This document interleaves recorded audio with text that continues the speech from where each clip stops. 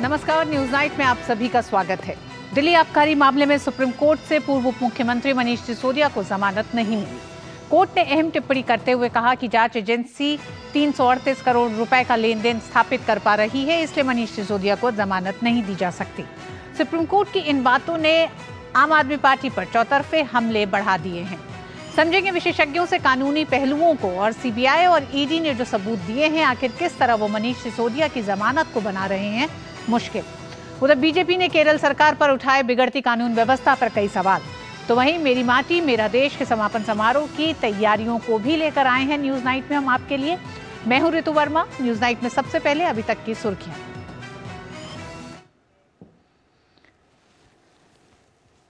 प्रधानमंत्री मोदी ने मेहसाणा में 5,800 करोड़ रुपए की विकास परियोजनाओं का किया उद्घाटन और शिलान्यास। कहा, तेज गति से हो रहे विकास का नई पीढ़ियों को मिल रहा है फायदा। गुजरात के बनासकांठा स्थित प्रसिद्ध अंबाजी मंदिर में की पूजा अर्चना।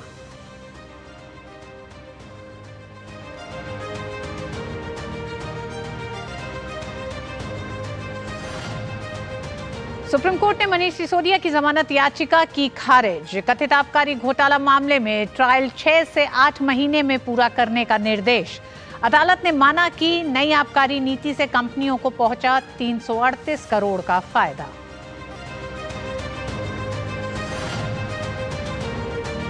बीजेपी ने कहा, कथित शराब घोटाले में साबित हुआ पैसे का लेन देन। केजरीवाल पर जनता को धोखा देने का लगाया आरोप। आम आदमी पार्टी ने कहा, अन्य कानूनी विकल्प का लेंगे सहारा।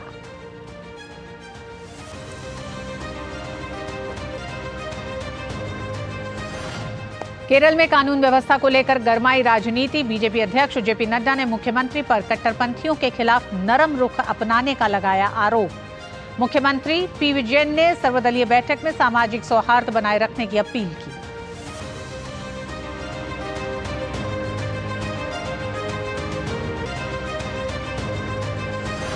छत्तीसगढ़ में नामांकन के अंतिम दिन भूपेश बघेल ने पाटन से दाखिल किया पर्चा। मध्य प्रदेश में शिवराज सिंह चौहान ने बुधनी से भरा नामांकन।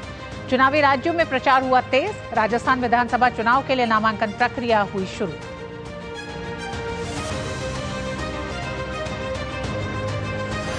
दिल्ली में वायु प्रदूषण गंभीर स्तर पर पहुंचा। बीजेपी ने कहा, केजरीवाल काम करने की बजाय सिर्फ कर रहे हैं दोषारोपण।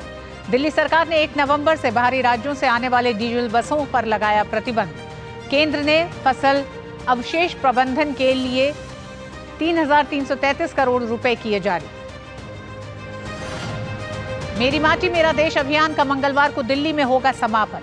प्रधानमंत्री समारोह में करेंगे शिरकत। देश भर से अमृत कलश राजधानी पहुंचने का सिलसिला जारी।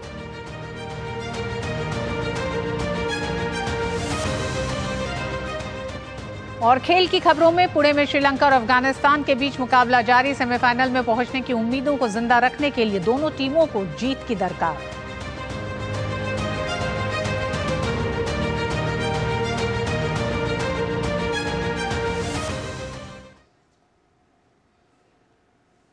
प्रधानमंत्री नरेंद्र मोदी ने मेहसाणा में लगभग 5,800 करोड़ रुपए की रेल, सड़क, पेयजल और सिंचाई से जुड़ी विभिन्न परियोजनाओं का उद्घाटन और शिलान्यास किया।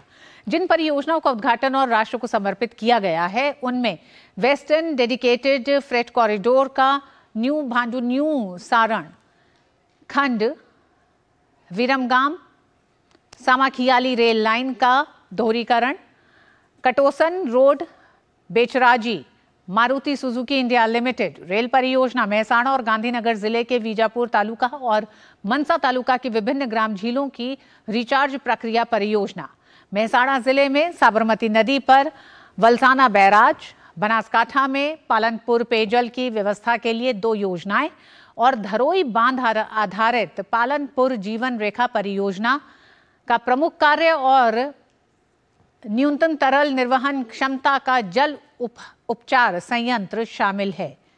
प्रधानमंत्री ने जिन परियोजनाओं की आधारशिला रखी, उनमें माहिसागर जिले के संतरामपुर तालुका में सिंचाई सुविधाएं प्रदान करने की परियोजना है। साबरकांठा, केनरोदा, दहगाम, हरसोल, धनसुरा रोड का चौड़ीकरण और सुदृढ़ीकरण। गांधीनगर जिले में कलोल नगर पालिका सीवेज और सेप्टिश प्रबंधन के लिए परियोजना शामिल है। इसी के साथ सिद्धपुर, पाटन, पालनपुर, बनासकाठा, बयाद, अरावली और वडनगर, मेहसाणा में सीवेज संयंत्रों के लिए परियोजनाएं शामिल हैं।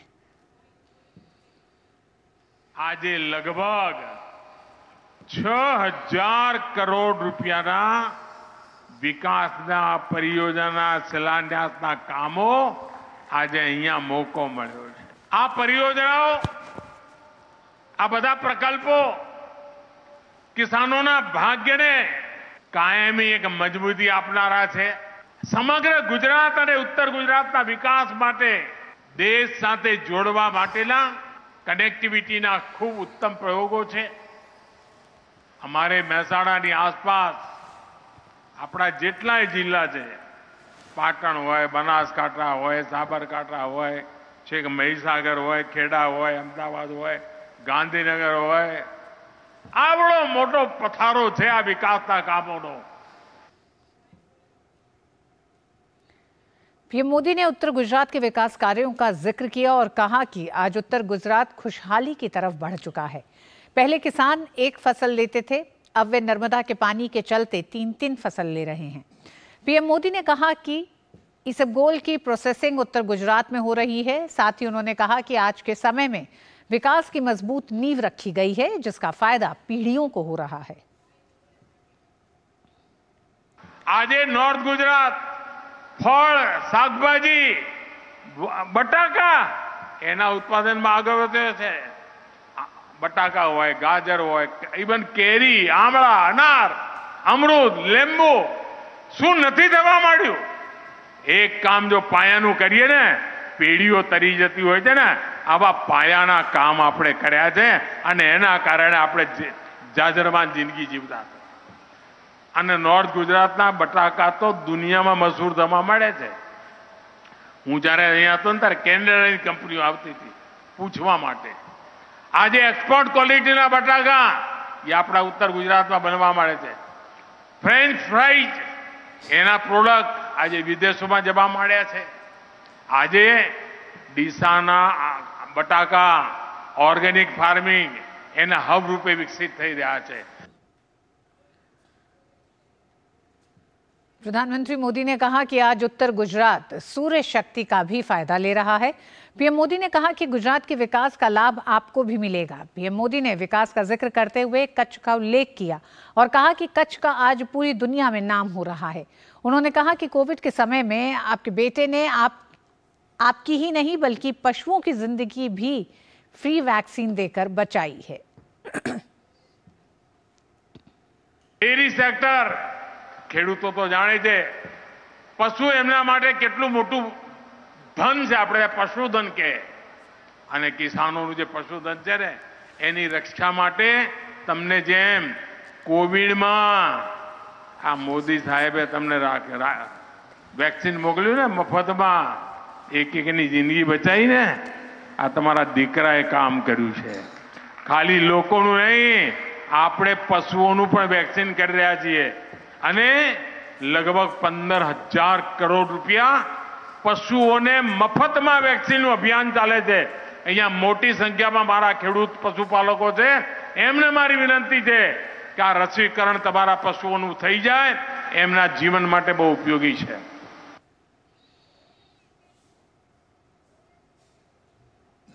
प्रधानमंत्री नरेंद्र मोदी ने आज गुजरात के बनासकांठा स्थित प्रसिद्ध अंबाजी मंदिर में पूजा अर्चना की। वैदिक मंत्रोच्चार के साथ पीएम ने मां अंबाजी का विधिवत पूजन किया। गौरतलब है कि पीएम 2 दिवसीय गुजरात के दौरे पर हैं और इसके पहले दिन उन्होंने प्रसिद्ध अंबाजी के दर्शन किए। उल्लेखनीय है कि अंबाजी माता मंदिर भारत के सबसे प्राचीन और प्रमुख धार्मिक स्थलों में जाना जाता है।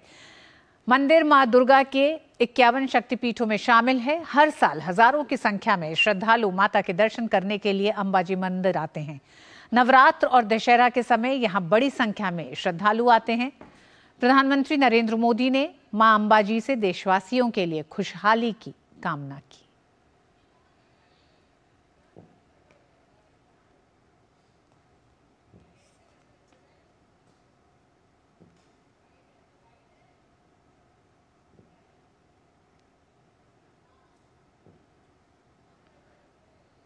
प्रधानमंत्री ने बनासकाठा के अंबाजी मंदिर में पूजा अर्चना की। प्रधानमंत्री ने इस मौके पर देशवासियों के लिए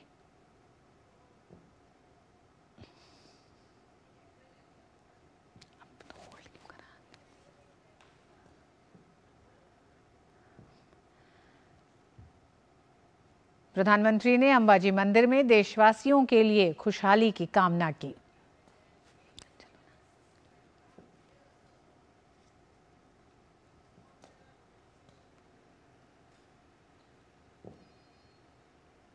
अंबाजी मंदिर मां दुर्गा के 51 शक्तिपीठों में शामिल है।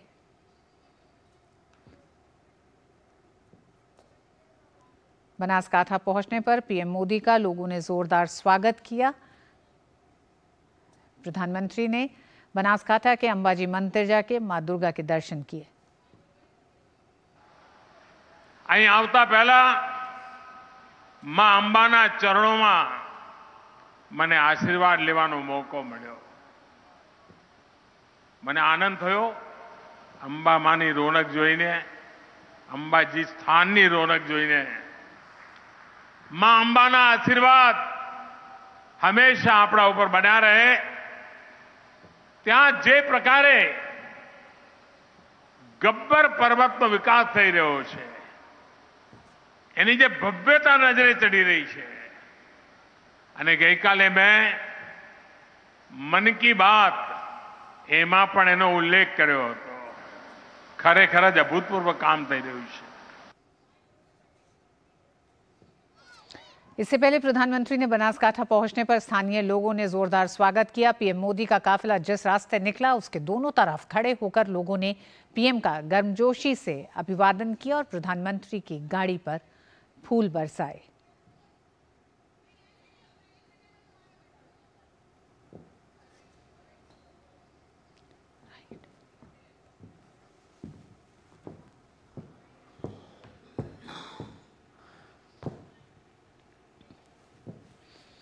कथित शराब घोटाले मामले में दिल्ली के पूर्व डिप्टी सीएम मनीष सिसोदिया की मुश्किलें अभी और बढ़ सकती हैं। सोमवार को सुप्रीम कोर्ट ने आबकारी मामले में मनीष सिसोदिया को जमानत देने से मना कर दिया। आज की सुनवाई में खास रहा सुप्रीम कोर्ट ने याचिका खारिज करते हुए जो कहा है। सुप्रीम कोर्ट के जस्टिस संजीव खन्ना और जस्टिस SVN भट्टी की बेंच ने मनीष सिसोदिया की जमानत याचिका पर सुनवाई की और सुनवाई के दौरान सुप्रीम कोर्ट ने क्या कहा आइए बताते हैं आपको भी, कि जिसके बाद कट्टर ईमानदार सरकार पर विपक्ष ने अपने हमलों को तेज कर दिया है। सुप्रीम कोर्ट ने आज सुनवाई के दौरान किन बातों को सामने रखा वो आपको बताते हैं। सुप्रीम कोर्ट ने मनीष सिसोदिया की जमानत याचिका को खारिज किया है और जमानत याचिका खारिज करते हुए सुप्रीम कोर्ट ने अपने आदेश में कई बातों को कहा। कोर्ट ने अपने फैसले में सीबीआई की ओर से चार्जशीट में लगाए गए आरोप का जिक्र किया है। सुप्रीम कोर्ट ने कहा कि 338 करोड़ रुपए प्रोसीड ऑफ क्राइम का जिक्र किया है। मामले में अस्थायी रूप से 338 करोड़ रुपए के लेन देन होने की पुष्टि हुई है। ये लेन देन शराब के थोक विक्रेताओं और मनीष सिसोदिया के बीच ये लेन देन हुआ है, ऐसा कोर्ट का कहना है। और कोर्ट कह रहा है सीबीआई और ईडी ने जो तमाम सबूत और दलीलें दी हैं उसके आधार पर होलसेल और रिटेलर्स ने 10 महीने के अंदर 338 करोड़ का मुनाफा कमाया है। जनसेवक को रिश्वत के चलते ये मामला प्रिवेंशन ऑफ करप्शन एक्ट के दायरे में आता है। वहीं प्रवर्तन निदेशालय ने इसे अपराध से अर्जित आय माना है। चार्जशीट के मुताबिक आबकारी नीति में बदलाव होलसेल और रिटेलर्स को फायदा पहुंचाने की मकसद से किया गया था और नीति में बदलाव का मकसद होलसेल और रिटेलर्स से उसकी एवज में रिश्वत वसूली था। अदालत ने जांच एजेंसियों को ट्रायल 6 से 8 महीने में पूरा करने के भी निर्देश दिए हैं। तो आज सुप्रीम कोर्ट ने जैसे ही याचिका खारिज की और इन तमाम बातों को कोर्ट ने जजेस ने कहा, उसके बाद से लगातार सुप्रीम कोर्ट ने आबकारी मामले में मनीष सिसोदिया की जमानत याचिका खारिज करते हुए जो टिप्पणियां की हैं सुप्रीम कोर्ट के फैसले के बाद बीजेपी एक बार फिर आम आदमी पार्टी और अरविंद केजरीवाल पर हमलावर है। बीजेपी नेता सुधांशु त्रिवेदी ने कहा कि अरविंद केजरीवाल अपने मंत्रियों के लिए भारत रत्न की मांग कर रहे थे, लेकिन एक एक करके आम आदमी पार्टी के नेता जेल जा रहे हैं। आप नेता और मंत्री आतिशी ने बीजेपी के आरोपों के जवाब दिए। यूं तो लंबे समय से बीजेपी दिल्ली में कथित आबकारी घोटाला को लेकर आम आदमी पार्टी पर हमलावर थी, लेकिन सोमवार को उच्चतम न्यायालय की ओर से जमानत खारिज करने के साथ अदालत की कड़ी टिप्पणी के बाद भाजपा एक बार फिर से दिल्ली सरकार पर चढ़ाई कर दी। बीजेपी ने दिल्ली सरकार के भ्रष्टाचार में डूबे रहने का आरोप लगाते हुए कहा कि शराब नीति की वजह से केजरीवाल दिल्ली की जनता से आंख नहीं मिला सकते। बीजेपी ने भ्रष्टाचार मामले पर अलग राजनीति करने का दावा करने वाली पार्टी के मुखिया केजरीवाल पर जनता को धोखा देने का आरोप लगाया। सुप्रीम कोर्ट के ऑब्जर्वेशन को देखेंगे तो उसमें सिर्फ जमानत याचिका खारिज नहीं की गई है, बल्कि 338 करोड़ रुपए प्रथम दृष्टया स्थापित होते हुए दिख रहे हैं। यानी जो वो पैसे की बात करते थे और जो मनी ट्रेल की बात करते थे, वो आज लीगली स्टैब्लिश होती हुई दिख रही। अगर हम ये कहें तो ये अब सिर्फ आरोप नहीं है, सिर्फ तथ्यात्मक आरोप नहीं है, इसमें संख्यात्मक स्थिति भी सामने आ गई है। दिल्ली में कथित आबकारी घोटाले में आम आदमी पार्टी के कई नेताओं की मुश्किलें और बढ़ सकती हैं। इसी मामले में आम आदमी पार्टी के सांसद संजय सिंह भी पिछले कई महीनों से जेल में बंद हैं। उच्चतम न्यायालय के फैसले की आंच उनके मामले पर भी पड़ सकती है। बीजेपी के मुताबिक आम आदमी पार्टी के कई नेताओं ने मिलकर घोटाले को अंजाम दिया, इसलिए यह संभव है कि मुख्यमंत्री केजरीवाल भी जेल जा सकते हैं। बीजेपी ने इस मामले में मुख्यमंत्री केजरीवाल पर देश को गुमराह करने का आरोप लगाया। After the trial court and the High Court, now the Supreme Court has also denied bail to Qattar corrupt Manish Sisodia, and today all the defenses of the Aam Aadmi Party fall flat on their face. बहरहाल उच्चतम न्यायालय के फैसले के बाद आम आदमी party ने अन्य कानूनी विकल्पों पर विचार करने की बात कही है। हालांकि दिल्ली सरकार की मंत्री आतिशी मारलेना ने आबकारी मामले में भ्रष्टाचार से इनकार किया। सुप्रीम कोर्ट का ऑर्डर अभी अपलोड हुआ है, उसको हम स्टडी करेंगे, हमारे वकील उसको स्टडी करेंगे और इसको स्टडी करने के आधार पर आगे क्या अगली कानूनी कार्यवाही हो सकती है, क्या लीगल नेक्स्ट स्टेप्स हो सकते हैं, उस पर निर्णय लिया जाएगा।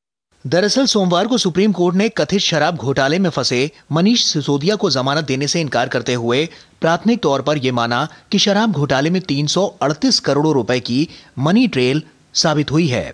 Bureau report, DD news. और इसी मामले पर आज का हमारा विशेष है, सुप्रीम कोर्ट के फैसले से आपको लगा बड़ा झटका। दो मेहमान हमारे साथ जुड़ गए हैं। अशोक टंडन साहब वरिष्ठ पत्रकार हैं। अशोक जी, आपका बहुत बहुत स्वागत है। Sanjay K Chadha, advocate supreme court. Sanjay ji, आपका भी बहुत बहुत स्वागत है। संजय जी, अगर कानूनी पहलुओं को देखें तो सबसे पहले आप ही के पास आना चाहेंगे और जानना चाहेंगे, इस मामले को आप लोग भी देख ही रहे होंगे, इतना हाई प्रोफाइल मामला है। शराब घोटाले में 338 करोड़ के लेन देन की बात आज जो सुप्रीम कोर्ट ने कही है, ईडी और सीबीआई के तमाम उन चार्जशीटों के आधार पर कही है। सुप्रीम कोर्ट का ये कहना आज की सुनवाई में कि आपको लगता है मनीष सिसोदिया के लिए मुश्किलें और बढ़ गई हैं, और सिर्फ ये सीमित मनीष सिसोदिया तक नहीं बल्कि आम आदमी पार्टी, पूरी पार्टी की मुसीबतें बढ़ती दिख रही हैं। तीन चार चीजें हैं इसमें ऋतु जी। पहली बात कि कैसे जो पिछली पेशियां थी, जो सुप्रीम कोर्ट ने बहुत परिपक्वता से और बड़े एक पिन पॉइंटेड क्वेश्चन किया था एजेंसी से, सीबीआई और ईडी से, कि कहाँ है वो मनी ट्रेल। देखिए, जो ये पीएमएलए के मैटर्स होते हैं, इसमें सबसे अहम जो चीज होती है वो होती है कि मनी का आना कहां से आई और कहां गई। इसको जो इन्वेस्टिगेटिंग एजेंसी है उसको प्रूव करना होता है, बड़े स्पष्ट तौर पे सामने रखना होता है। तो पिछली बार ये सवाल उठा था, तो संभवतः अब जो डॉक्यूमेंट्स और जो रिप्लाई आया है ईडी की तरफ से और सीबीआई की तरफ से, सरकार की तरफ से, उसमें बड़े स्पष्ट शब्दों में 338 करोड़ रुपए की जो लेन देन को टेंटेटिव रूप से प्रतीत होता दिखा है, ऐसा कहा है सुप्रीम कोर्ट ने अपने ऑर्डर में। और जहां तक आपका सवाल है कि क्या इससे मुश्किलें बढ़ेंगी, मेरा ऐसा मानना है कि निश्चित तौर पे इससे मुश्किलें बढ़ेंगी, और न केवल उनके लिए बल्कि बाकी जो इसमें अभियुक्त गण हैं, जो उनके ऊपर भी इसकी चंगुल जो है वो कसेगा। पहली चीज। दूसरी चीज, अगर वो लोग बेल वगैरह के लिए गए हैं तो ये उनके लिए एक बहुत बड़ा रोड़ा आएगा। जैसा कि संजय सिंह जी के विषय में अगर हम कहें कि संजय सिंह जी ने बेल एप्लीकेशन मूव की हुई है शायद, और तो उसमें ये एक बहुत बड़ा रोड़ा आएगा उनके रास्ते में। तो बड़ा स्पष्ट रूप से सुप्रीम कोर्ट ने पहले जहां पे ये प्रतीत हो रहा था कि सुप्रीम कोर्ट थोड़ा सा पक्ष दे रही है, क्योंकि वो जो अमाउंट मैंने आपसे बताया वो सफाई से नहीं पेश हो पा रहा था, लेकिन आज जब निर्णय में हमने देखा कोर्ट ने बड़े स्पष्ट शब्दों में 338 करोड़ रुपए का वर्णन किया, जैसा आपने भी बताया। जी, हम आपसे ये भी जानेंगे कि कानूनी अन्य विकल्पों की जो बात आम आदमी पार्टी कर रही है उसमें क्या क्या है, लेकिन उससे पहले अशोक जी आपके पास आना चाहेंगे। अशोक जी, लगातार आम आदमी पार्टी का कहना था सीबीआई, ईडी जैसी संस्थाओं का दुरुपयोग, उसका राजनीतिकरण, राजनीतिक एक तरह से द्वेष के तहत भारतीय जनता पार्टी या सरकार उनके खिलाफ ये काम कर रही है। आज जब इस लेन देन, इस मनी ट्रेल का एक तरह से अस्थायी तौर पर यह साबित हो रहा है कि इतना लेन देन किया गया है, क्या इन तमाम आरोपों पर पानी भी फेरता है और ये भी बहुत साफ करता है कि ये संस्थाएं अपने तरीके से काम करती हैं, समय लेती है, लेकिन सबूतों के आधार पर ही काम होता है? देखिए, जब भी कोई राजनेता गिरफ्तार होता है, चाहे वो कोई भी इन्वेस्टिगेटिंग एजेंसी उसको करे, तो सभी विपक्षी दल ये कहते हैं कि सरकार इन संस्थानों का दुरुपयोग कर रही और एक एक चुनकर जो है वो विपक्ष के नेताओं को वो जेल में डाल रहे हैं। तो उस समय वो जो सवालिया निशान उठाते हैं वो एक तो सरकार की मंशा पर उठाते हैं, दूसरा इन संस्थानों की जो विश्वसनीयता है उस पर भी सवाल उठा देते हैं, लेकिन साथ साथ ये भी कहते हैं कि हमको देश की न्यायपालिका पर पूरा विश्वास है। अब जब ये सारा मामला बिल्कुल ही न्यायपालिका के सामने है और न्यायपालिका ही इस प्रकार की टिप्पणियां कर रही है जिसकी ओर आज सुप्रीम कोर्ट ने भी इशारा किया, तो मैं समझता हूं कि आज के बाद से विपक्षी नेताओं को ये सब जो कार्रवाई होती है इसको राजनीतिक रंग नहीं देना चाहिए, क्योंकि अगर राजनीतिक रंग देते हैं तो फिर उसको कहीं ना कहीं प्रमाणित भी करें ना। जब एक देश की हमारी एकदम इंडिपेंडेंट जुडिशरी है और सुप्रीम कोर्ट के बारे में तो कभी कोई किसी तरह का सवाल ही नहीं उठाता, तो जब ये मामला इतनी दूर तक चला गया है तो मुझे लगता है सबसे पहले आम आदमी पार्टी को ये कहना बंद कर देना चाहिए कि ये राजनीतिक है, हमको चुन चुनकर जो है और इस प्रकार से प्रताड़ित किया जा रहा है, और बाकी विपक्षी दल भी एक साथ जब इनके साथ खड़े हो जाते हैं तो आज ये मामला जो स्पष्ट हुआ है, मुझे लगता है कि इन एजेंसियों को अपने आप काम करने देना चाहिए और जो मामले बेल के हैं या अदरवाइज है वो न्यायालय पर छोड़ने चाहिए, और न्याय प्रक्रिया जब तक पूरी नहीं हो जाती तब तक हम लोगों को किसी प्रकार की टिप्पणी नहीं करनी चाहिए। जी हाँ, बिल्कुल अशोक जी, आप सही कह रहे हैं कि न्याय प्रक्रिया जब तक पूरी नहीं हो जाती। ये जुलूस निकाल कर निकले थे अपने साथियों को लेकर कि देखिए एक निर्दोष को पकड़ा जा रहा है और हम क्योंकि आम आदमी पार्टी के मंत्री हैं इसलिए हमारे के साथ प्रताड़ना हो रही है। तो लोगों को भी समझ आना चाहिए, पार्टी के कार्यकर्ताओं को भी समझना चाहिए कि भाई अगर कानून पे अपना काम करता है तो सिर्फ इसलिए नहीं कि उनके पीछे 10,000 लोग खड़े हो गए जुलूस निकाल रहे हैं तो उससे कोई उनकी जो एक तरह से ये प्रामाणिकता सिद्ध नहीं होती कि वो निर्दोष हैं। तो मेरा ये कहना है कि न्याय प्रक्रिया को काम कर देना चाहिए और इन एजेंसियों पर भी सवाल नहीं उठाने।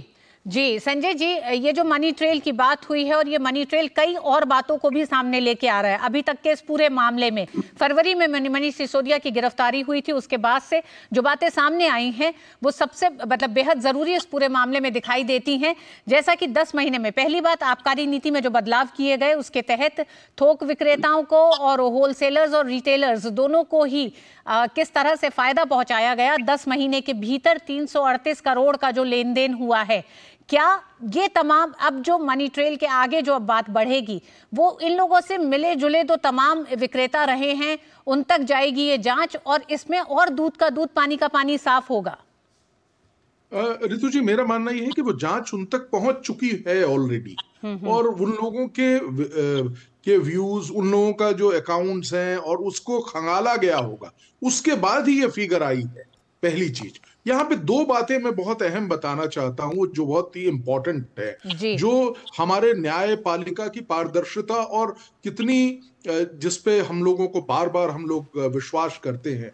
न्यायपालिका ने आज ये भी कहा, ऑर्डर में ये विस्तृत रूप से लिखा है कि 6 से 8 महीने के अंदर स्पीडी ट्रायल, तेजी से इसको ट्रायल करिए, और जो मनीष सिसोदिया जी हैं उनको ये भी कहा गया कि अगर आपको ऐसा लगता है कि वो तेजी से ट्रायल नहीं हो रहा है, ट्रायल में कोई कमी है, हल्के चल रहा है, आप 3 महीने के अंदर हमारे पास एप्लीकेशन लगा सकते हैं। तो यह दर्शाता है कि किसी भी तरीके से कोई पक्षपातपूर्ण या किसी भी प्रकार से किसी को भी कानून, जैसा कि we are governed by rule of law, तो ये एक बहुत ही महत्वपूर्ण, मेरे ख्याल से इस चीज पे लोगों की नजर नहीं जा रही, लेकिन ये बहुत अहम बात है, एक अहम पक्ष है जो कि हम सबको जानना जरूरी है कि अगर वो जो ट्रायल 6 महीने 8 महीने में होना है, अगर वो उस गति से नहीं चलेगा तो अभियुक्त जा सकते हैं और कह सकते हैं कि हमें उस गति से नहीं चल रहा है, हमको बेल मिलनी चाहिए। लास्ट आपने एक और चीज पूछी थी ऋतु जी, मैं उसका भी जवाब अभी ही दे देता हूं जी, कि क्या ऑप्शंस हैं। हाँ। देखिए, रिव्यू की एक ऑप्शन है, क्या जजमेंट, लेकिन रिव्यू के 2 ग्राउंड्स होते हैं मेनली। पहला होता है error apparent on the face of it, error of law या फैक्ट, एरर ऑफ फैक्ट या लॉ। मुझे लगता नहीं कि दोनों चीजें यहां पे दिख रही हैं, तो थोड़ी मुश्किल जरूर है। रिव्यू मेरे को नहीं लगता कि संभवतः होना चाहिए, लेकिन अभी और लोग भी अपना दिमाग इसमें लगाएंगे तो शायद कुछ निकले। जी हाँ, बिल्कुल। सीबीआई ने भी अपनी चार्जशीट में मनीष सिसोदिया को मुख्य अभियुक्त के तौर पर ही पेश किया है। तो आज की सुनवाई के साथ ही साथ जिस तरह से जमानत याचिका खारिज हुई है और जिन सबूतों के आधार पर खारिज हुई है, वो यही बताता है कि मनीष सिसोदिया के लिए भी मुश्किलें बढ़ रही हैं, साथ ही साथ आम आदमी पार्टी के लिए भी इस पूरी आबकारी नीति को लेकर, जिसके कथित घोटाले पर लगातार भारतीय जनता पार्टी और अब तो जांच एजेंसियों की भी पूरी निगाह है। इस पर 338 करोड़ रुपए के मनी ट्रेल लगभग साबित हो गए हैं, जिसके आधार पर सुप्रीम कोर्ट ने आज मनीष सिसोदिया की जमानत याचिका खारिज किया। बहुत बहुत धन्यवाद संजय जी आपका भी, अशोक जी आपका भी हमारे साथ इस पूरे मसले पर जुड़ने के लिए। और न्यूज नाइट में वक्त एक छोटे से ब्रेक का है, आप देखते रहिए डीडी न्यूज।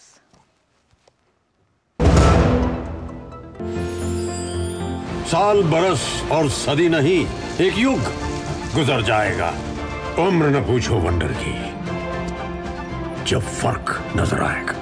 वंडर सीमेंट, फर्क नजर आएगा।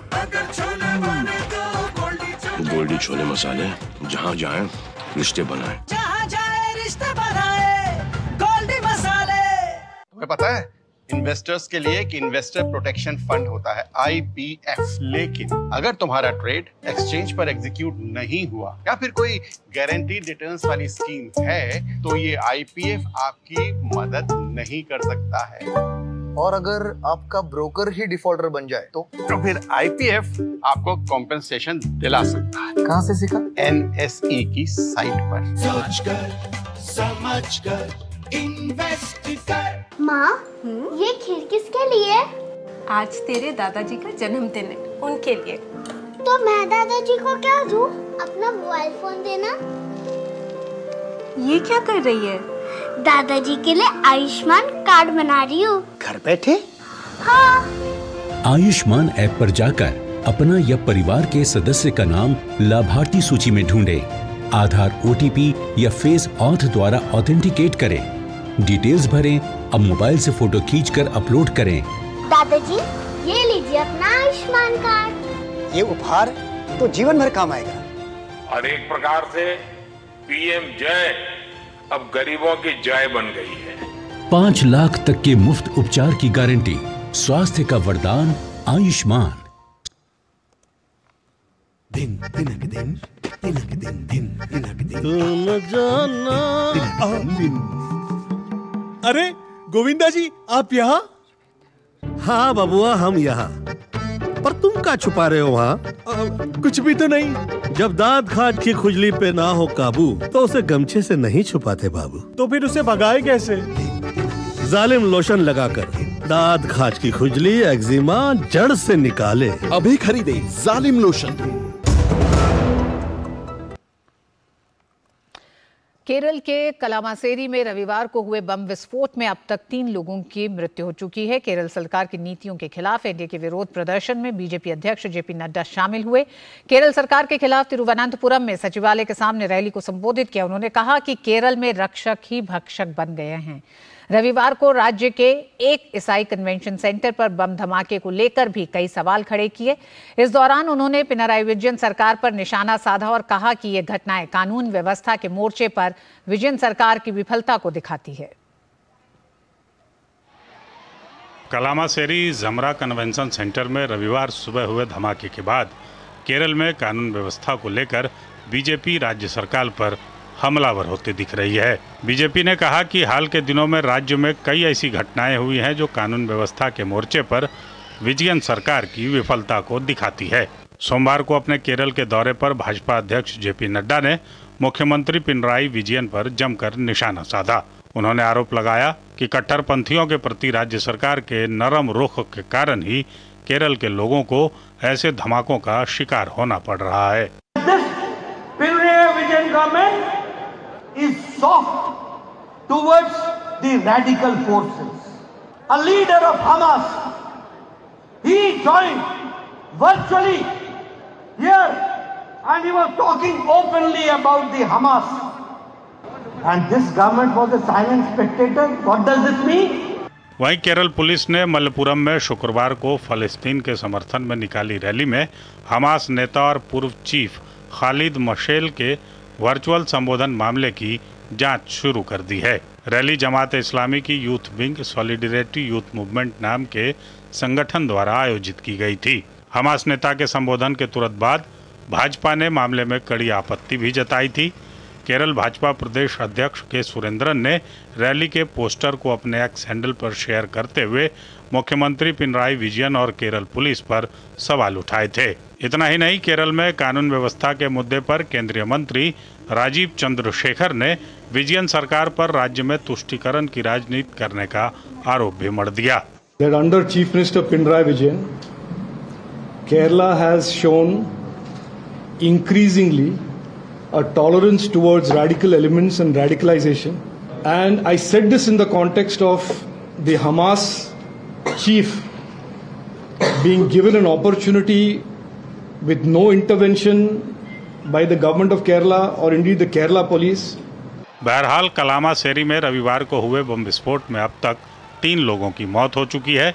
स्वास्थ्य मंत्री वीना जॉर्ज के मुताबिक 4 लोगों की हालत अब भी नाजुक बनी हुई है, जिनका इलाज एर्नाकुलम मेडिकल कॉलेज में जारी है। घटना में कुल 50 लोग घायल हुए हैं। We have 17 persons in different hospitals. 12 of them are in ICU and 4 are critically ill. 3 of them are ventilated. So we are giving every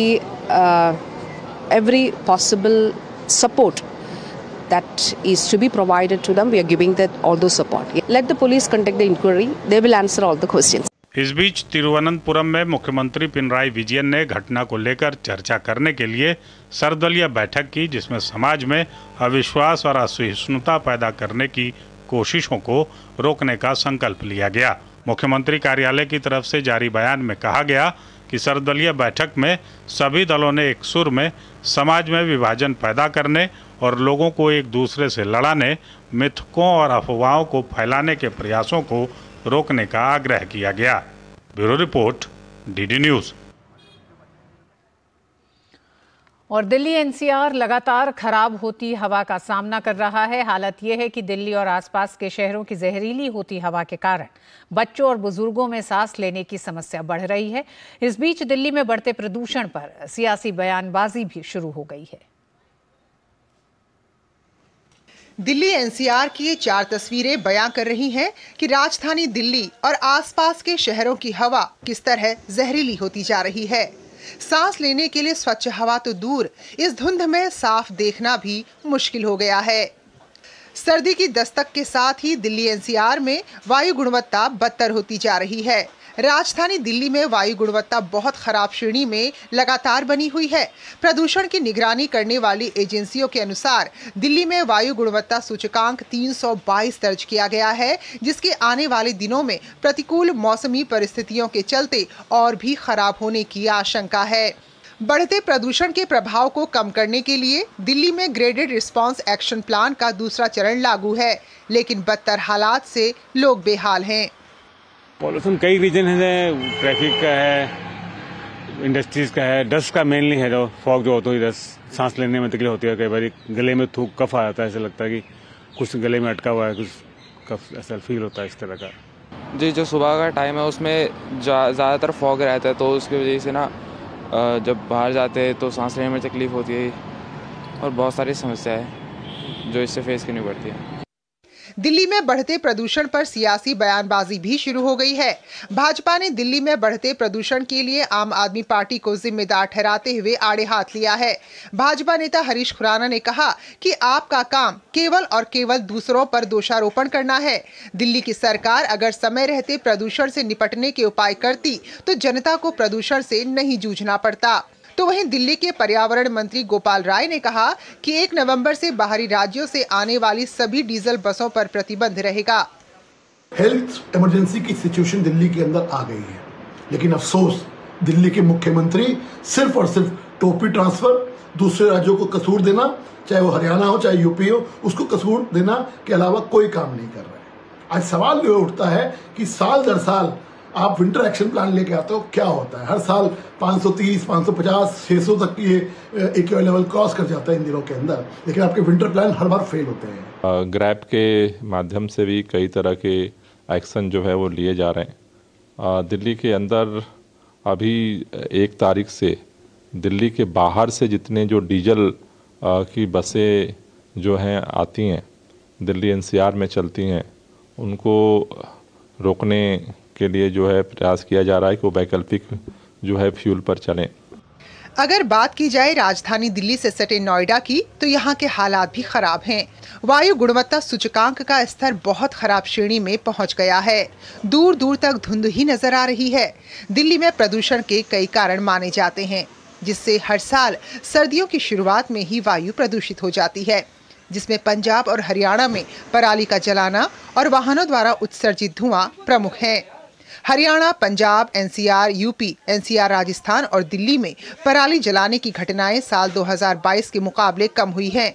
केंद्र सरकार ने पराली प्रबंधन और फसल अवशेष प्रबंधन के लिए 3,333 करोड़ रुपए की धनराशि जारी की है। वहीं CAQM ने पंजाब और हरियाणा की राज्य सरकारों को पराली जलाने की घटनाओं पर नियंत्रण के लिए सभी निवारक और सुधारात्मक उपाय करने के लिए संपूर्ण राज्य प्रशासनिक तंत्र को सक्रिय करने की सलाह दी है। Bureau report, DD news. और न्यूज नाइट में वक्त एक छोटे से ब्रेक का है। साल, बरस और सदी नहीं, एक युग गुजर जाएगा। उम्र न पूछो वंडर की, जब फर्क नजर आएगा। वंडर सीमेंट, फर्क नजर आएगा। हमारे हर निर्णय, हमारे हर दिशा, उसका एक ही मानदंड है, नेशन फर्स्ट, राष्ट्र प्रथम। आयकर के रूप में दिया हमारा योगदान कर रहा है नव भारत का निर्माण। देश को ले जा रहा है नई ऊंचाइयों पर, नए कीर्तिमानों की ओर। आइए राष्ट्र प्रथम के इस संकल्प को अपने कर्तव्य से और मजबूत करें। सभी टैक्स डिडक्टर्स ध्यान दें, 30 सितंबर 2023 को समाप्त हुई तिमाही के लिए 31 अक्टूबर 2023 तक अपना TDS विवरण अवश्य ई-फाइल करें। 200 रुपए प्रतिदिन की लेट फीस और 1 लाख रुपए तक के जुर्माने से बचने के लिए समय पर अपनी TDS विवरणी ई-फाइल करें। अधिक जानकारी के लिए incometax.gov.in पर जाएं। प्रत्येक आयकर दाता एक राष्ट्र निर्माता। तुम्हें पता है इन्वेस्टर्स के लिए एक इन्वेस्टर प्रोटेक्शन फंड होता है, IPF। लेकिन अगर तुम्हारा ट्रेड एक्सचेंज पर एग्जीक्यूट नहीं हुआ या फिर कोई गारंटीड रिटर्न्स वाली स्कीम है, तो ये IPF आपकी मदद नहीं कर सकता है। और अगर आपका ब्रोकर ही डिफॉल्टर बन जाए तो फिर IPF आपको कॉम्पेंसेशन दिला सकता है। कहाँ से सीखा? NSE की साइट पर। सोचकर समझकर इन्वेस्ट कर, अगर छोले बने तो गोल्डी छोले मसाले, जहाँ जाए रिश्ते बनाए, जहाँ जाए रिश्ते बनाए, गोल्डी मसाले। महाराष्ट्र के मुख्यमंत्री एकनाथ शिंदे ने आज मुंबई के सह्याद्री गेस्ट हाउस में मराठा आरक्षण पर कैबिनेट उप समिति की बैठक की अध्यक्षता की। बैठक के बाद मुख्यमंत्री ने प्रेस वार्ता में कहा कि पुराने कुनबी रिकॉर्ड की खोज के लिए सेवानिवृत्त न्यायाधीश संदीप शिंदे की अध्यक्षता में गठित समिति ने प्रारंभिक रिपोर्ट सौंप दी है और रिपोर्ट को कल कैबिनेट बैठक में पेश किया जाएगा और स्वीकार किया जाएगा और फिर अगली प्रक्रिया शुरू होगी। मुख्यमंत्री ने कहा कि समिति को अपनी अंतिम रिपोर्ट सौंपने के लिए 2 महीने का विस्तार दिया गया है। सुप्रीम कोर्ट मराठा आरक्षण के मुद्दे पर सरकार द्वारा दायर क्यूरेटिव पिटीशन पर सुनवाई करने के लिए सहमत हो गई है। मुख्यमंत्री ने लोगों से शांति बनाए रखने की अपील की, वे कोई भी गलत कदम न उठाएं। उन्होंने आश्वासन दिया कि राज्य सरकार मराठा समुदाय को आरक्षण देने के लिए प्रतिबद्ध है। और बात चुनावी राज्यों की। चुनावी राज्यों में नामांकन भरने के अंतिम दिन की हलचल सहित अन्य चुनावी सरगर्मियों पर आइए देखते हैं इस रिपोर्ट को। नामांकन भरने का काम पूरा होने के साथ ही मध्य प्रदेश विधानसभा चुनाव के लिए सरगर्मियां तेज हो गई हैं। अंतिम दिन मुख्यमंत्री शिवराज सिंह चौहान ने बुधनी सीट से नामांकन दाखिल किया। कांग्रेस ने उनके सामने अभिनेता विक्रम मस्ताल तो सपा ने मिर्ची बाबा को मैदान में उतारा है। मुख्यमंत्री शिवराज सिंह चौहान ने बुधनी में रोड शो किया और जनसभा को संबोधित किया। उन्होंने कहा कि वो सिर्फ चुनाव लड़ने नहीं बल्कि बुधनी और मध्य प्रदेश को बदलने निकले हैं। अरे चुनाव लड़ना को केवल खुद को मेहमान मंडित करने का विषय थोड़ी है। चुनाव लड़ना, सरकार बनाना लोगों की जिंदगी बनाने का लक्ष्य है बहनों और भाइयों, लोगों की जिंदगी बनाने का लक्ष्य। कांग्रेसियों को तो शर्म आना चाहिए। एक बूंद पानी कभी खेतों में दिया कांग्रेसियों ने, बताओ? मेडिकल कॉलेज खोला कभी? सीएम राज स्कूल बनाए क्या? आज शिवराज सिंह चौहान कह रहा है हर परिवार, प्रत्येक परिवार एक रोजगार ये देंगे हम। कांग्रेस के मध्य प्रदेश अध्यक्ष कमलनाथ ने इंदौर में जनसभा को संबोधित किया। उन्होंने खुशहाल, युवा खुशहाल मध्य प्रदेश के लक्ष्य की ओर तेजी से बढ़ने का भरोसा दिलाया। मध्य प्रदेश की मतदाताओं पर मेरा पूरा विश्वास है कि वो मध्य प्रदेश का भविष्य सुरक्षित रखेंगे। वहीं भाजपा नेता कैलाश विजयवर्गीय ने इंदौर एक विधानसभा सीट से अपना नामांकन दाखिल किया। उन्होंने उम्मीद जताई कि बीजेपी इंदौर की सभी 9 सीटों पर जीत के साथ मध्य प्रदेश में 2/3 बहुमत से सरकार बनाएगी। हम दावे से कहते हैं कि 2/3 बहुमत से सरकार बनाएंगे। छत्तीसगढ़ विधानसभा चुनाव के दूसरे चरण की 70 सीटों के लिए नामांकन के अंतिम दिन दिग्गजों ने नामांकन भरा। मुख्यमंत्री भूपेश बघेल ने पाटन विधानसभा क्षेत्र से नामांकन दाखिल किया तो उन्हें टक्कर देने के लिए जन कांग्रेस छत्तीसगढ़ जे के सुप्रीमो अमित जोगी ने पाटन से नामांकन भर दिया। इसके साथ ही अब सीट पर मुकाबला बेहद रोचक हो गया है, क्योंकि बीजेपी ने भी भूपेश बघेल के भतीजे विजय बघेल को इस सीट से मैदान में उतारा है। हालांकि मुख्यमंत्री भूपेश बघेल दावा कर रहे हैं कि छत्तीसगढ़ की जनता को उन पर भरोसा है। भरोसा तो केवल कांग्रेस पर है, कांग्रेस की सरकार पर है और सरकार के मुखिया भूपेश बघेल पर है। वहीं रायपुर पहुंचे महाराष्ट्र के उप मुख्यमंत्री और बीजेपी के वरिष्ठ नेता देवेंद्र फडणवीस ने कांग्रेस और भूपेश बघेल की ओर से जनता को दी गई गारंटियों पर सवाल उठाए। इस बीच कांग्रेस महासचिव प्रियंका गांधी वाड्रा ने छत्तीसगढ़ के जालबांधा और बिलासपुर में 2 चुनावी सभाओं को संबोधित किया। Bureau report, DD news. और न्यूज नाइट में वक्त एक छोटे से ब्रेक का है, आप देखते रहिए डीडी न्यूज। साल, बरस और सदी नहीं, एक युग गुजर जाएगा। उम्र न पूछो वंडर की, जब फर्क नजर आएगा। वंडर सीमेंट, फर्क नजर आएगा। हो बिजनेस बढ़ाना, गुड़िया को पढ़ाना या मिसेस के साथ वेकेशन, लो मुथूट फाइनेंस गोल्ड लोन। भरोसा इंडिया का, भरोसा इंडिया का। मुथूट फाइनेंस, भारत का नंबर 1 सबसे भरोसेमंद financial services brand. Gold loan के लिए अभी कॉल करें 1-800-313-1212। दादी, आज भी आपकी चाय की दुकान बंद थी? 1 महीने से बीमार हूँ, काम बंद और इलाज का खर्चा अलग। आयुष्मान कार्ड नहीं बनवाया? नाम सुना है, कहाँ बनवाना है, कैसे बनवाना है, इस उम्र में भाग दौड़। कार्ड अभी बन जाएगा। आयुष्मान ऐप पर जाकर अपना या परिवार के सदस्य का नाम लाभार्थी सूची में ढूंढें। आधार, OTP या फेस ऑथ द्वारा ऑथेंटिकेट करें। डिटेल्स भरें। अब मोबाइल से फोटो खींचकर अपलोड करें। बन गया। अब ठीक होकर अपने हाथ की चाय पिला दो। और एक प्रकार से PM जय अब गरीबों की जय बन गई है।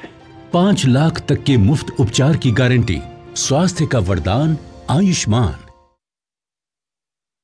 अगर छोले बने तो गोल्डी छोले मसाले, जहाँ जाए रिश्ते बनाए। जहाँ जाए रिश्ते बनाए, गोल्डी मसाले। अब क्या देख रहे हो पापा? तुम कहते हो ना कि स्टॉक मार्केट में बहुत सोच समझ कर इन्वेस्ट करना चाहिए, बस थोड़ा सा ज्ञान ले रहा हूँ। किससे? अरे एक स्टॉक्स एक्सपर्ट है, मस्त एजुकेशनल वीडियोस बनाता है और अच्छी इन्वेस्टमेंट की टिप्स भी देता है। पापा इन वीडियोस पे ना जाएं, अपना रिसर्च खुद करें या सेबी रजिस्टर्ड इन्वेस्टमेंट एडवाइजर से संपर्क करें। एजुकेशन के नाम पर कुछ इन्फ्लुएंसर्स अक्सर इन्वेस्टर को मिसगाइड करते हैं, नुकसान आपका होगा।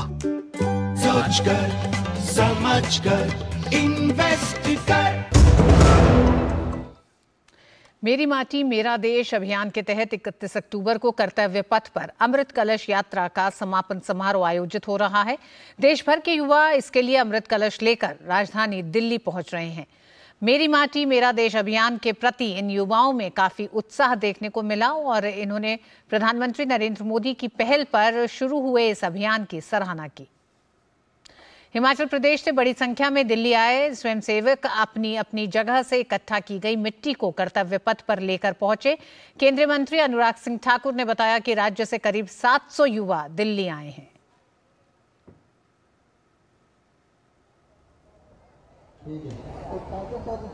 वीरों को वंदन। जी हाँ, मेरी माटी मेरा देश इसी महाअभियान के तहत देश भर के युवा राजधानी दिल्ली पधारे हैं और इनका गाजे बाजे के साथ शानदार स्वागत हुआ है। क्या है मेरी माटी मेरा देश अभियान की संकल्पना और नए राष्ट्र के निर्माण का भविष्य, इस विषय पर बात करने के लिए हमारे साथ कुछ केंद्रीय मंत्री मौजूद है। अनुराग ठाकुर जी, सर जिस तरह से ये राष्ट्रीय पर्व मनाया जा रहा है,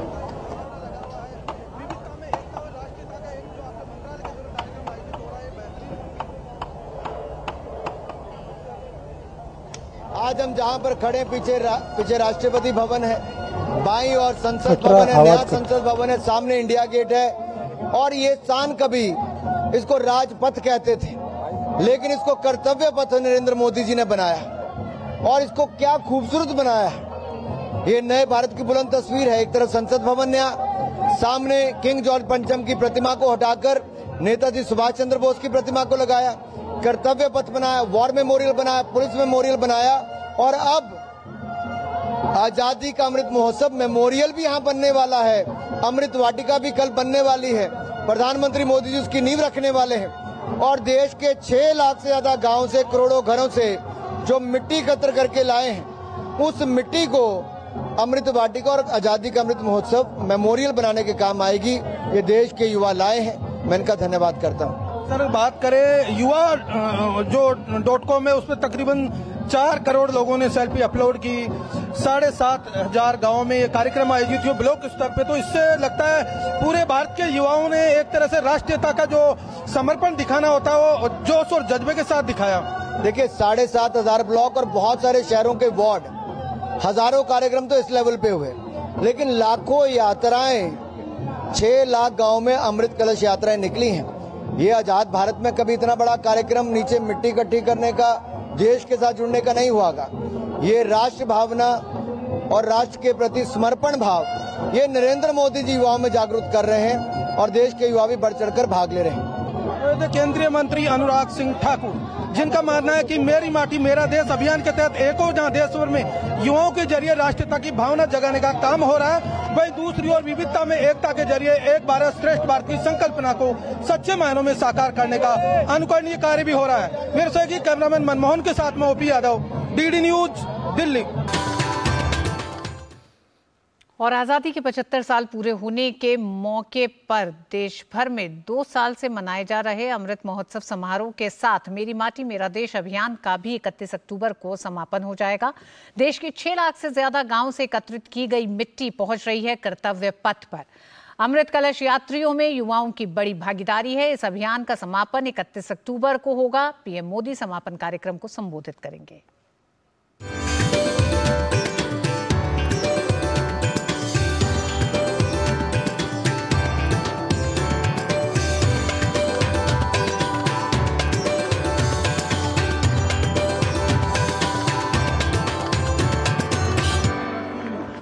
दिल्ली में कर्तव्य पथ पर मेरी माटी मेरा देश अभियान की अमृत कलश यात्रा का समापन होने जा रहा है। पीएम मोदी कर्तव्य पथ पर इस मौके पर आयोजित कार्यक्रम में हिस्सा लेंगे। कार्यक्रम के दौरान प्रधानमंत्री मोदी अमृत वाटिका और अमृत महोत्सव स्मारक का उद्घाटन करेंगे। अमृत वाटिका को देश के हर हिस्से से एकत्र की गई मिट्टी से कर्तव्य पथ पर बनाया जाएगा। इस मौके पर देश भर से कार्यक्रम में शामिल होने वाले हजारों अमृत कलश यात्रियों को भी पीएम मोदी संबोधित करेंगे।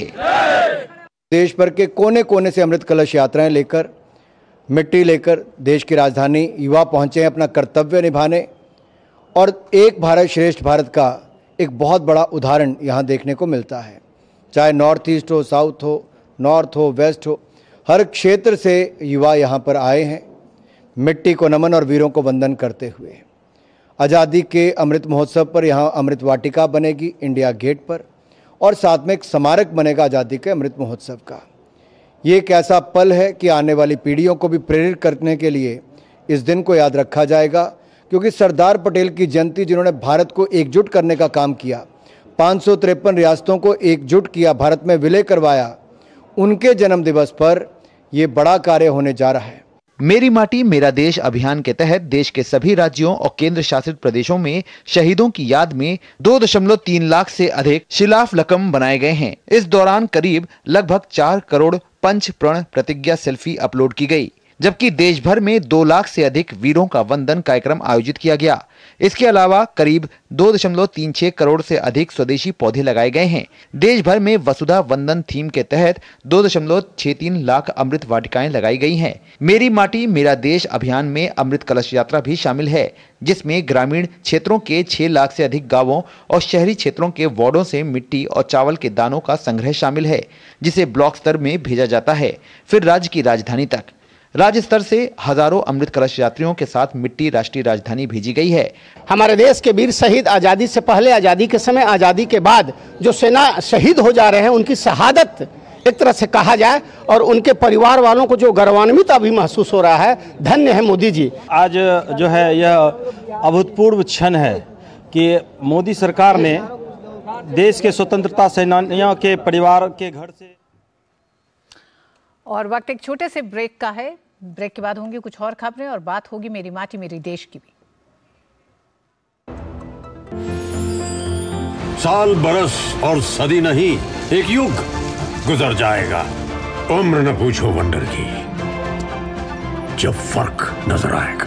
वंडर सीमेंट, फर्क नजर आएगा। अब क्या देख रहे हो पापा? तुम कहते हो ना कि स्टॉक मार्केट में बहुत सोच समझकर इन्वेस्ट करना चाहिए, बस थोड़ा सा ज्ञान ले रहा हूँ। किससे? हर एक स्टॉक्स एक्सपर्ट है, मस्त एजुकेशनल वीडियोस बनाता है और अच्छी इन्वेस्टमेंट की टिप्स भी देता है। पापा इन वीडियोस पे ना जाएं, अपना रिसर्च खुद करें या सेबी रजिस्टर्ड इन्वेस्टमेंट एडवाइजर से संपर्क करें। एजुकेशन के नाम पर कुछ इन्फ्लुएंसर्स अक्सर इन्वेस्टर को मिसगाइड करते हैं, नुकसान आपका होगा। सोच कर समझ कर इन्वेस्ट कर। मेरी माटी मेरा देश अभियान के तहत देश के 6 लाख से ज्यादा गांवों से एकत्रित की गई मिट्टी कर्तव्य पथ पर लगातार पहुंच रही है। ओपी यादव हमारे साथ जुड़ गए हैं कर्तव्य पथ से। ओपी, सबसे पहले आपसे यही जानना चाहेंगे कि कर्तव्य पथ पर किस तरह से एक भारत श्रेष्ठ भारत, देश की युवा शक्ति और मेरी माटी मेरा देश अभियान के साथ जुड़े युवाओं की ऊर्जा दिखाई दे रही है।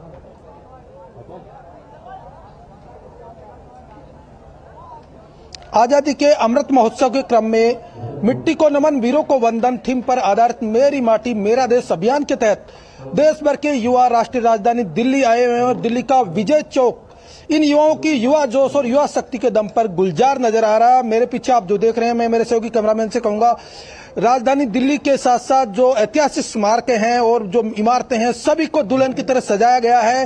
हर तरफ युवाओं का जोश, जज्बा और जुनून नजर आता है, नए भारत की तस्वीर नजर आती है। और ये सब हुआ प्रधानमंत्री नरेंद्र मोदी की संकल्पना पर आधारित मेरी माटी मेरा देश अभियान से।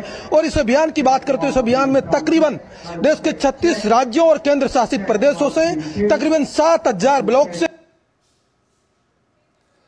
जी, तो ओपी जिस तरह से बता रहे थे कि किस तरह की रौनक के साथ साथ एक नई ऊर्जा, नए भारत का एक नया रूप दिखाई देता है कर्तव्य पथ पर। और न्यूज़ नाइट में आज बस इतना ही। मुझे दीजिए अनुमति, हम आपको छोड़े जा रहे हैं देश की कुछ अन्य बड़ी खबरों के साथ। नमस्कार। आर्थिक अपराधों पर वैश्विक सहयोग पर 3 दिनों के वैश्विक सम्मेलन में वित्त मंत्री निर्मला सीतारमण ने संबोधित करते हुए दुनिया से अवैध कारोबार पर लगाम लगाने के लिए सहयोग पर अपील की। उन्होंने कहा कि तस्करी के खिलाफ रोकथाम के उपायों के साथ साथ अपराधियों में डर पैदा करना भी जरूरी है। सुप्रीम कोर्ट ने शिवसेना के विधायकों की अयोग्यता के मामले में महाराष्ट्र विधानसभा स्पीकर को झटका दिया है। अदालत ने उनसे कहा है कि मुख्यमंत्री एकनाथ शिंदे समेत शिवसेना के सभी विधायकों की अयोग्यता के मामले में 31 दिसंबर तक फैसला लें। सुप्रीम कोर्ट ने उन्हें इसके लिए 29 फरवरी तक की मोहलत देने से इनकार कर दिया। ज्ञानवापी परिसर में मिली शिवलिंग जैसी रचना के ASI सर्वे की मांग वाली याचिका पर सुप्रीम कोर्ट ने सुनवाई से इनकार किया। CGI ने कहा कि जब निचली अदालत मामला सुन रही है तो याचिका दाखिल करने का कोई औचित्य नहीं है। विश्व स्वास्थ्य संगठन के दक्षिण पूर्व एशिया के क्षेत्रीय समिति का 76वें सत्र के दौरान सदस्य देशों के प्रतिनिधियों ने वृक्षारोपण किया। इस मौके पर केंद्रीय स्वास्थ्य मंत्री डॉक्टर मनसुख मांडविया ने कहा कि भारत के G20 की अध्यक्षता के दौरान खास फोकस ग्लोबल साउथ के मुद्दे पर था। गोवा के मुख्यमंत्री प्रमोद सावंत और भाजपा प्रदेश अध्यक्ष के अन्नामलाई स्वतंत्रता सेनानी मुत्तुराम लिंग तेवर की जयंती पर तमिलनाडु के पसुमपोन गांव पहुंचे और उनके स्मारक पर श्रद्धांजलि अर्पित की। उन्होंने कहा कि स्वतंत्रता सेनानी मुत्तुराम लिंग तेवर ने तमिलनाडु के लोगों और पूरे देश के लिए जो कुछ भी किया वह निश्चित रूप से आने वाले वर्षों तक याद किया जाएगा। जम्मू कश्मीर पुलिस ने खुद को हाईटेक बनाने और आतंकवाद रोधी अभियानों को प्रभावी बनाने के लिए अत्याधुनिक सुविधाओं से युक्त वाहनों को अपने बेड़े में शामिल किया। ये विशेष वाहन और उपकरण आतंकवाद रोधी अभियानों में लगी जम्मू कश्मीर पुलिस की सुरक्षा और निगरानी क्षमता को बढ़ाएंगे। सतर्कता जागरूकता सप्ताह 2023 30 अक्टूबर से 5 नवंबर तक मनाया जा रहा है।